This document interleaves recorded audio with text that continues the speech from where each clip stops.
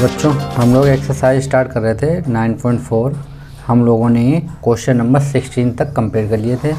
तो आज हम लोग क्वेश्चन नंबर 17, ठीक है, तो 17 हम लोग सॉल्व करेंगे दोस्तों। तो बहुत दिनों से हम लोग यूट्यूब पर नहीं आए हैं लाइव, तो आज हम लोग क्वेश्चन को स्टार्ट करते हैं, आज से कंटिन्यू करेंगे हम लोग। तो चलिए हम लोग आपको क्वेश्चन दिखाते हैं। और फ्रेंड्स, आप लोगों से एक रिक्वेस्ट है हम लोगों की कि अगर अभी तक आप लोगों ने चैनल को सब्सक्राइब नहीं किया है तो प्लीज़ चैनल को सब्सक्राइब करें और अपने दोस्तों को अधिक से अधिक शेयर करें, जिससे उन बच्चों का भी भला हो सके लॉकडाउन में, ठीक है। सभी की कोचिंग सेंटर बंद हैं। तो क्या है, क्वेश्चन नंबर 17 है मेरे पास।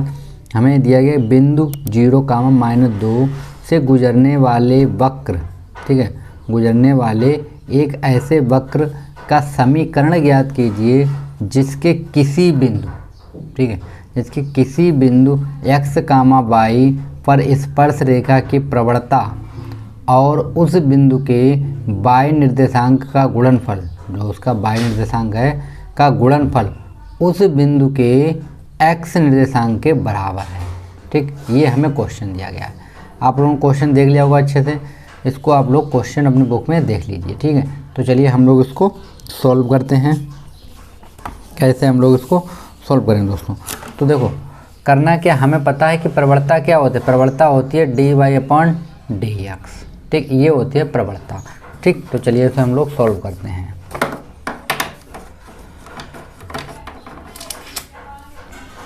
हमें यहाँ पे जो दिए गए थे वक्र के बिंदु, ठीक है, क्या क्या दिया गया था? वक्र के बिंदु। तो वक्र के बिंदु हमारे पास हैं x, y, ठीक है, x, y पर प्रवणता। अभी हमने आपको प्रवणता क्या बताया था? प्रवणता जो होती है वो होती है dy/dx, ये होती है प्रवणता, ठीक, ठीक है, ये होती है प्रवणता। हमें क्वेश्चन में दिया गया था कि y गुणनफल, ठीक है, बराबर कितना होता है? x, तो हम यहाँ पे लिख देते हैं दिया है, क्या दिया था? y इंटू प्रवणता का गुणनफल यानी कि dy/dx, तो बराबर हमें दे रखा था x, ठीक, ये चीज़ हमें दे रखी थी। तो हम लोग इसको उधर भेज, तो ये बचे हमें y dy बराबर ये हो जाएगा x dx हो जाएगा, ठीक, इतना हो गया। अब हम लोग क्या करते हैं, समाकलन करेंगे। हम लोग क्या करेंगे? हम लोग समाकलन करने पर, तो समाकलन करेंगे तो ये हो जाएगा समाकलन y dy बराबर ये हो जाएगा समाकलन x dx, ठीक। अब हम y का समाकलन करेंगे y के सापेक्ष, तो ये हो जाएगा y की पावर इसकी 1 होती है हमेशा, किसी की पावर, ठीक। तो ये हो जाएगा y² और पान में कितना करते हैं हम लोग? 2 कर देंगे, ठीक, बराबर ऐसे ही इसका होगा x² और पान 2 और एक क्वेश्चन जोड़ेंगे +c, ठीक। अब हम लोग क्या करेंगे, देखो इस चीज़ को आप चाहें तो इधर भेज सकते हैं, ठीक। अगर हम इसको इधर लाएंगे तो ये मेरे पास हो जाएगा y²/2 -x²/2, ठीक, बराबर कितना बचेगा? c। यहाँ से एलसीएम में कितना बचेगा? 2 बचेगा, ठीक है, एलसीएम कितना बचेगा? 2। तो ये हो जाएगा y² -x² बराबर c, ये इस साइड जाएगा तो हो जाएगा y² -x² बराबर 2c, ठीक, कितना हो गया? 2c। तो यहाँ से हम लोग y² बराबर अगर देखें तो हमें मिलेगा x², ये माइनस है तो जाएगा प्लस हो जाएगा और प्लस का 2c, तो y² बराबर ये हमें मिल गया, ठीक। अब क्वेश्चन में हमसे बोला गया था, हमें बिंदु दिए गए थे 0, -2, ठीक, ये दो हमें पॉइंट दिया गया था। तो हम लोग क्या करते हैं, देखो समीकरण इसे डाल देते हैं, समीकरण 1, ठीक, समीकरण 1 में, ठीक है, समीकरण 1 में x बराबर 0 और y बराबर -2 रखने पर, तो जब हम इसमें रखेंगे y x की जगह पे 0 और y जब माइनस, तो यहाँ पर रखेंगे -2 का होल स्क्वायर हो जाएगा, ये बराबर यहाँ पे रखेंगे 0 + 2c बचेगा, तो ये हो जाएगा 4 बराबर 2c, इससे ये कैंसिल, तो c बराबर मिल जाएगा हमें 2, c बराबर कितना मिल गया? 2। ये वैल्यू हम उठा के यहाँ पे रख देते हैं, ठीक। तो समीकरण 1 से। तो जब यहाँ पे रखेंगे तो हो जाएगा वाई स्क्वायर, ठीक, कितना हो गया वाई स्क्वायर बराबर ये हो जाएगा एक्स स्क्वायर प्लस 2 इंटू 2, तो ये हो जाएगा वाई स्क्वायर बराबर एक्स स्क्वायर प्लस 4, ठीक, ये मिल गया। या तो आप इसको इधर भी भेज सकते हैं, तो हो जाएगा Y square minus X square बराबर 4, और यही मेरा क्या होगा अवकल समीकरण होगा। ओके, चलिए नेक्स्ट क्वेश्चन देखते हैं हम लोग। तो अब हम लोग क्वेश्चन नंबर 17 कंप्लीट कर चुके। अब हम लोग देखेंगे क्वेश्चन नंबर 18। तो 18 क्या है क्वेश्चन, पहले इसको हम लोग डिटेल में पढ़ लेते हैं। क्या है, एक वक्र के किसी बिंदु, मतलब एक कोई वक्र है, उसे किसी बिंदु x, y पर स्पर्श रेखा की प्रवणता स्पर्श बिंदु को बिंदु -4, -3 से मिलाने वाले रेखाखंड की प्रवणता की दुगनी है। ठीक है, प्रवणता कितनी है, दुगनी है। यदि यह वक्र बिंदु -2, 1 से गुजरता हो तो इस वक्र का समीकरण ज्ञात कीजिए। ओके, तो चलिए हम इसका समीकरण ज्ञात करते हैं। तो हमें जो चीज़ दी गई है पहले हम वो चीज़ लिख लेते हैं यहाँ पे। तो हमें स्पर्श रेखा की प्रवणता हमें पता है दोस्तों, तो हम लिखते हैं स्पर्श रेखा की प्रवणता। स्पर्श रेखा की प्रवणता हमें मिल जाएगी dy/dx। ठीक, ये तो हो गई स्पर्श रेखा की प्रवणता। ओके, अब हम लोग क्या करते हैं, उसने हमें बोला था कि बिंदु जो है मेरे पास क्या है दोस्तों, बिंदु उसने बोला था x, y, क्या बोले थे दोनों, x, y एवं क्या दिया गया था दोस्तों, एवं दिया गया -4, -3। ठीक है, एवं -4, -3, ठीक है, को मिलाने वाले रेखाखंड, ठीक, रेखाखंड की प्रवणता, ठीक है। तो इसकी प्रवणता के लिए दोस्तों एक फार्मूला होता है मेरे पास। अब फार्मूला क्या होता है, फार्मूला होता है, देखो चाहे तो आप y1 + y2 कर दीजिए, y1 - y2 या y1, ठीक है। तो ये होगा प्रवणता कितना होगा, देखो y तो हम रखेंगे y, ठीक है, और ये माइनस चिन्ह होता है यहाँ पे, तो ये माइनस रखेंगे जैसे ही हम इसको यहाँ पे, तो ये हो जाएगा +3/x, इसे रखेंगे तो ये भी हो जाएगा +4। फार्मूला क्या होता है दोस्तों, मैं यहाँ पे लिख देता हूँ। देखो फार्मूला जो होता है वो होता है मेरा y1 - y2 x1 - x2 बराबर m, ये होता है फार्मूला। ठीक, जब दो बिंदु दिए जाते हैं, दो बिंदुओं की प्रवणता के लिए इस फार्मूले का हम लोग यूज करते हैं। ठीक, तो ये हमारे पास प्रवणता निकल आई। अब उसने क्वेश्चन में ही बोला था कि जो प्रवणता थी वो कितनी थी, 2 गुनी थी। ये देखो प्रवणता कितनी है दोस्तों, 2 गुनी है, क्वेश्चन में बोला है इसने। तो अब हम लोग क्या करते हैं, प्रश्नानुसार, ठीक है, प्रश्नानुसार प्रवणता है कितनी, dy/dx बराबर 2 गुनी होगी तो 2 ब्रैकेट, इसे हम लिखते हैं y + 3/x + 4, ये हो गया। ठीक, ये हमें क्वेश्चन में गिवन था। अब यहाँ पे हम लोग y वाले टर्म एक तरफ करेंगे और x वाले टर्म एक तरफ, तो ये y + 3 है, इसको हम लोग इधर भेज देते हैं, तो ये हो जाएगा dy/y + 3 बराबर, ये हो गया, इसको उधर लेके जाएंगे तो ये हो जाएगा 2dx/x + 4, ये हो गया मेरे पास। ठीक, अब हम लोग क्या करते हैं, इसका हम लोग कर देते हैं समाकलन। क्या करेंगे हम लोग, समाकलन। तो हम लिखते हैं यहाँ पे समाकलन करने पर, तो इसका हम लोग समाकलन करेंगे तो ये हो जाएगा dy/y + 3, ठीक, बराबर ये हो जाएगा मेरे पास समाकलन 2 बाहर आ गया, ये हो गया 1/x + 4 और dx। ठीक, अब हमें समाकलन का फार्मूला पता है। ठीक है, फार्मूला क्या होता है, इसका हम लोग समाकलन करें तो 1/x है, तो यानी कि कितना हो जाएगा log y + 3, ठीक, बराबर ये 2 ऐसे रहेगा, इसका भी करें तो हो जाएगा log 1x + 4 इतना हो गया, और प्लस एक कांस्टेंट जोड़ देते हैं हम लोग c, ठीक। इसको हमने डाल दिया समीकरण 1। अब इसने हमसे बोला था कि जो बिंदु हैं कितने दिए गए थे हमको बिंदु -2,1 कितना दिया, -2,1 से गुजरता है, ठीक है। तो हम बिंदु ले लेते हैं, बिंदु -2,1 ये हमें दिया, यानी कि x बराबर -2 और y बराबर 1, ठीक है। रखने पर तो इसको हम रखते हैं यहाँ पे, तो यहाँ पे जब हम लोग रखेंगे तो ये हो जाएगा log y की जब कितना रखेंगे 1 + 3 बराबर 2, ये कितना हो जाएगा दोस्तों log यहाँ पे रखेंगे हम लोग -2 + 4 और +c, तो ये हो जाएगा log 4 बराबर 2, ये हो जाएगा दोस्तों log 2 और +c।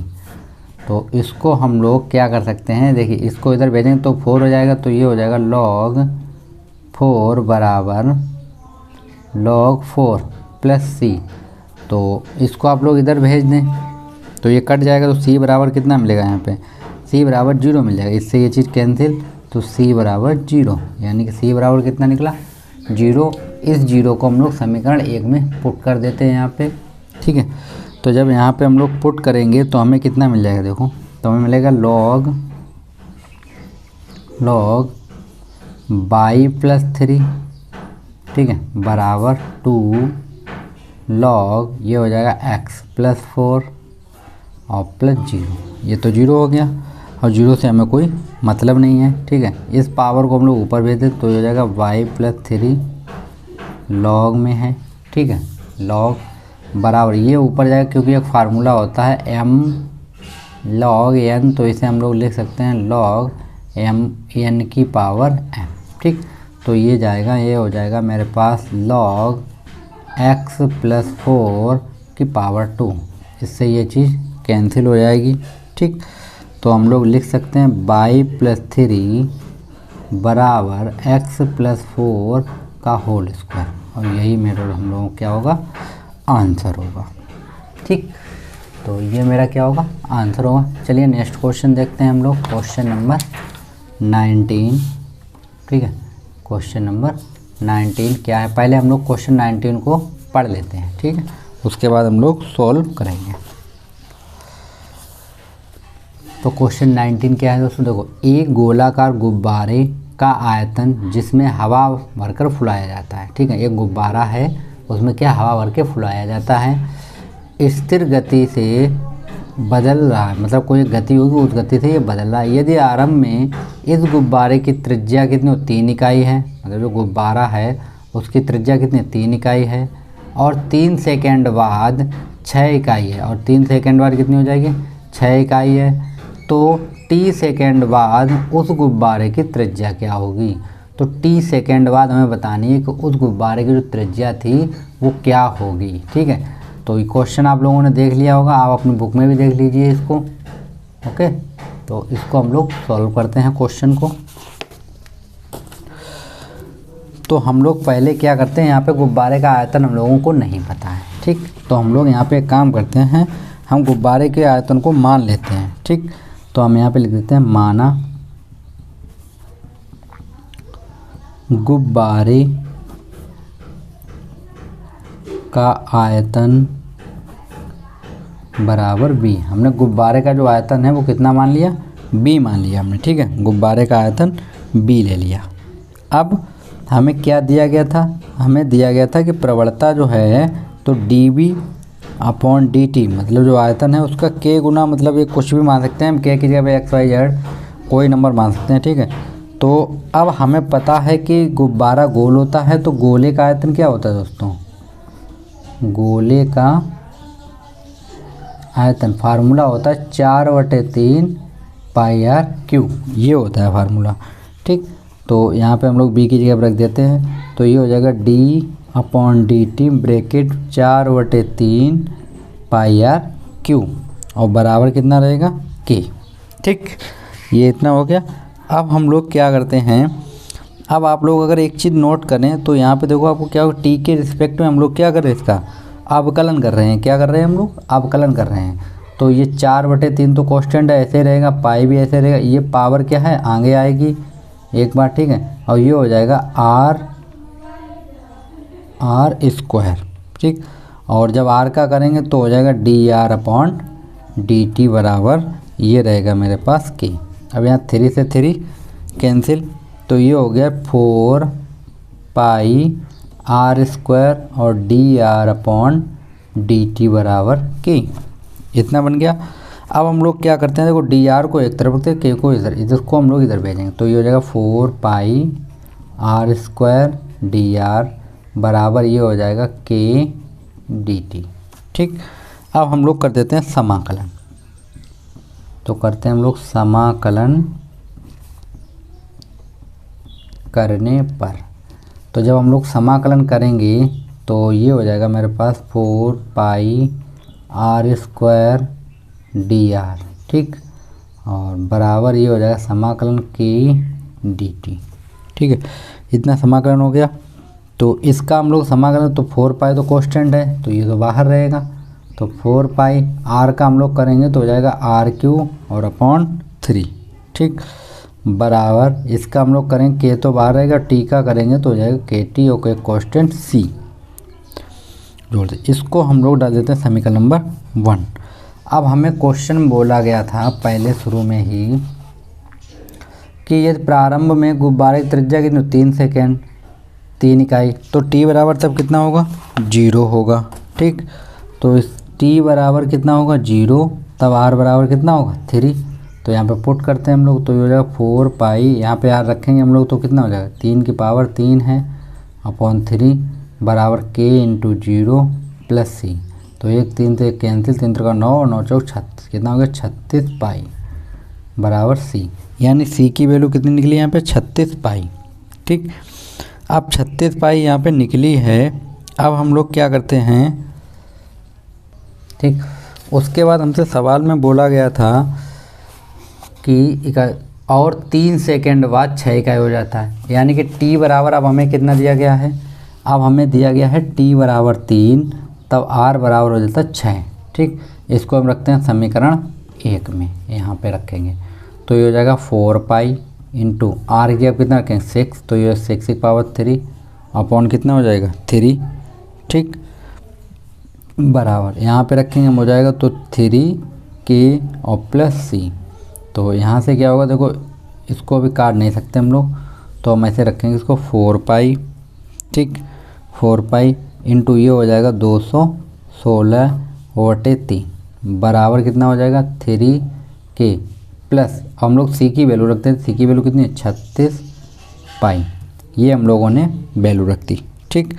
अब c की हम लोगों ने वैल्यू रख दी है। अब हम लोग क्या करते हैं, देखो सोल्व करेंगे तो ये क्या होगा, देखो इससे हम कट कर सकते हैं यहाँ पे, तो ये हो जाएगा 3 एकम 3, 3 सत्ते 21, ठीक है।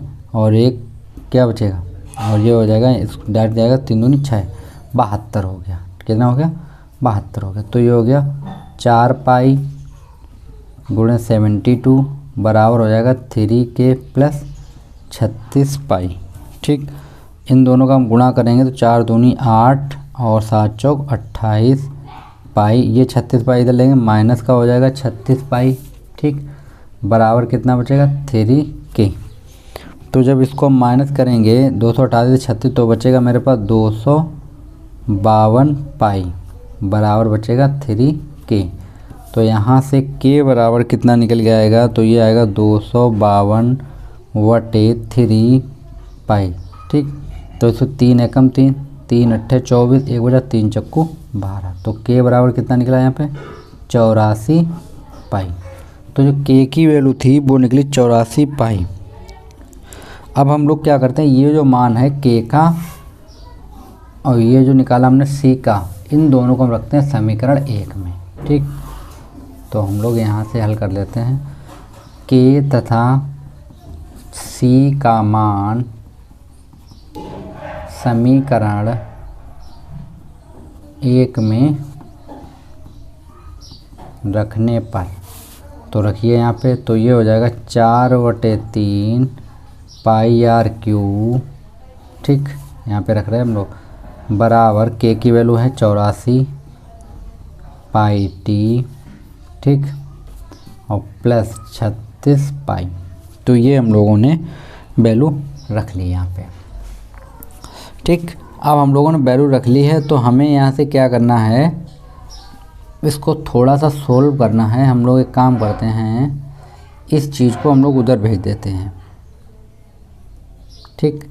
इस चीज़ को हम लोग उस साइड भेज देते हैं। तो ये हो जाएगा मेरे पास पाई, देखो पाई यहाँ पे भी है, पाई यहाँ पे, तो पाई तो हम लोग कैंसिल करते हैं। तो यहाँ बचेगा 4/3 आर क्यू, ये बचेगा मेरे पास 84 टी बचेगा, प्लस बचेगा 36।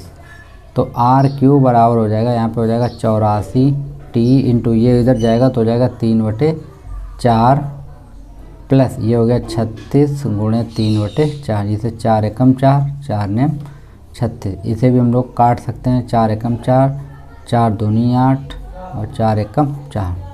तो आर क्यू बराबर कितना बचेगा 21 टी गुणे 3, प्लस ये हो जाएगा 9 तियाँ 27, ठीक है। कितना हो गया 27, ये हो जाएगा 21 तियाँ 63 होगा, तो हो जाएगा 63 टी, ठीक है, 63 टी प्लस 27 बचेगा, ये आर क्यू हो गया, ठीक। तो अब हम लोग क्या कर सकते हैं, देखो यहाँ से हमें एक चीज़ कॉमन मिल रही है 9, कितना कॉमन मिला 9, हमें 9 कॉमन मिला, तो ये बचेगा 7 टी प्लस 3 बचेगा, ठीक। अब इसको हम लोग उधर भेजेंगे, ठीक है। तो हम यहाँ पे लिख देते हैं एक बार, घन मूल लेने पर, तो जो घन ये पावर है इधर 3 है तो उधर जाएगी पावर 3 हो जाएगी, तो उल्टी हो जाती है ये। तो हो जाएगा 9/7 प्लस 3/1 और इसकी पावर हो जाएगी 1/3। यही मेरा क्या होगा आंसर होगा, ओके। तो दोस्तों हम लोगों ने क्वेश्चन नंबर 19 तक कंप्लीट कर दिया है। नेक्स्ट क्वेश्चन हम लोग अगले वीडियो में देखेंगे, ठीक है फ्रेंड, थैंक यू।